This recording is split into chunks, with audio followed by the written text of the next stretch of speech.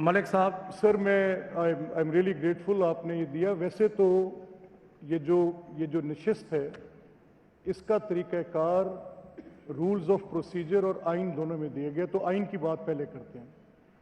आज आइन के मुताबिक आर्टिकल 108 क्लियरली, कौन सा article? Article 108। For brevity of things अगर इजाजत देते हैं तो मैं पढ़ भी देता हूं। पढ़िए जी जरा।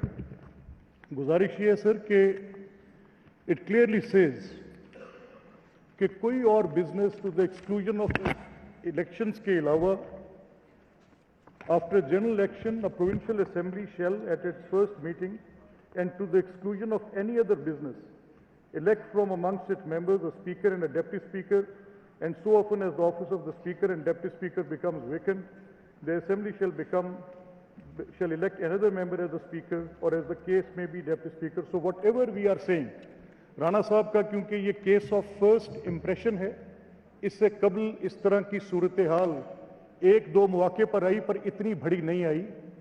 ये कह देना कि हाउस कंप्लीट नहीं है, तो मैं दो प्रेसिडेंट्स आपके सामने कोट करने लगा हूं। रिसेंट हिस्ट्री में आपके मुशाहिदे में होगा जब नेशनल असेंबली से पीटीआई के अरकान ने एन ब्लॉक रिजाइन किया, so the seats became vacant, the resignations were tendered in the house and the deputy speaker accepted them sitting in the same sitting, and he said that these resignations have been accepted. So by virtue of that order the seats fell vacant. The election for the speaker was held. Raja Parvez Ashraf is there. It was no pronunciation of any court what Rana Sahab is saying. I respect his view. ये बात अच्छी है जो वो कर रहे हैं, ये जगह अहले हल्लो अक्द की है, बहस से, दलील से, तकरीर से बात होनी चाहिए, ये अच्छी बात है। लेकिन अगर हमारे पास प्रेसिडेंट हो और वो प्रेसिडेंट ये कह रहा हो कि वहां पर इलेक्शन ना सिर्फ स्पीकर का हुआ, डेप्टी स्पीकर का हुआ, दुरानी साहब is still the deputy speaker, prime minister was elected and simultaneously other seats जो वेकेंट सीट्स थी, तो मैं कहना ये चाह रहा हूं कि जो ये बात की जा रही है कि ये नशिस्तें पूरी नहीं है, द मैटर इज सब जुडिस। इलेक्शन कमीशन के वो इख्तियारात हाई कोर्ट के ऐन बराबर हैं, उनके पास वही इख्तियार है। और ये क्योंकि मामला पहली दफा इस तरह की नोयत पैदा हुई है कि इंडिपेंडेंट्स ने एक पार्टी को ज्वाइन किया, पहला सवाल उनकी रिकग्निशन का है। अगर रिकग्निशन तय पा जाती है तो अगला मरहला होगा कि उनकी सीट्स एलोकेट की जाएं। लेकिन ये जो प्रोसीजर आपने अडॉप्ट करना है ये आर्टिकल 108 के ताबे करना है, और इसमें कोई और conduct, not a single word, कोई डिबेट, कोई कलमा, ये प्रोसीजर से बालातर है वो आइन जो कहता है कि to the exclusion of any other business just the election, just the election. And now sir I for more clarity of things, article 254 ये भी मैं आपकी सहूलत और for my learned friend Rana Sahab. कौन सा आर्टिकल? 254 254 सर।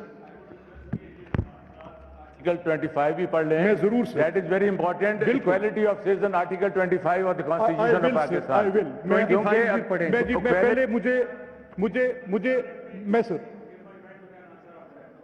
मेरा क्वेश्चन ये है कि ये कह रहे हैं जो बात, he has himself accepted that this situation has arisen for the first time.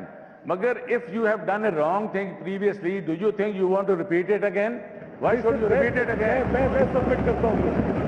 मेरा है कि आप जरा मुझे, I am not getting a copy, but I remember the article 25 of the Constitution of Pakistan should be read properly. Article 25 पढ़े मलिक साहब। मेरी गुजारिश सुन ले sir. Unless something is expressly prohibited, it is deemed to be allowed to be done। अगर कोई चीज रोकनी होती है तो आइन या कानून या स्टैट्यूट या प्रोसीजर वाज़े तौर पर उसको रोकने का हुक्म देता है। ऐसी सूरत नहीं है। In accordance with law article 25, Rana sahab knows, I know, we have been practicing law. वो तो वो आर्टिकल है जिसके मुताबिक हम कहते हैं अकॉर्डेंस विद लॉ। सारी डिटेल की बात जानिए जरा। 254 सुन ले, वो इस पूरी बहस को समेट देगा। 254 से sir, when any act or thing is required by the Constitution to be done within a particular period and it is not done within that period, the doing of that act or thing shall not be invalid. I emphasize, sir, that will not be invalid. I emphasize again. Or otherwise ineffective, or otherwise ineffective, or otherwise ineffective by reason only that it was not done within that period. So my submission is, sir, that we have convened this House with the agenda. Agenda was issued by the Assembly.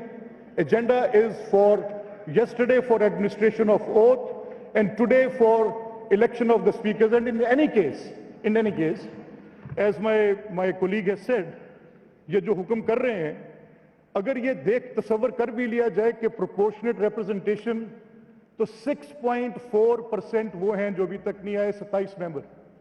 It is about votes. ये गिनती है कि किस तरफ कितने बैठे हैं. जमहूरियत तादाद पे है, जमहूरियत नंबरों पर है sir. It is about numbers. You have to count them.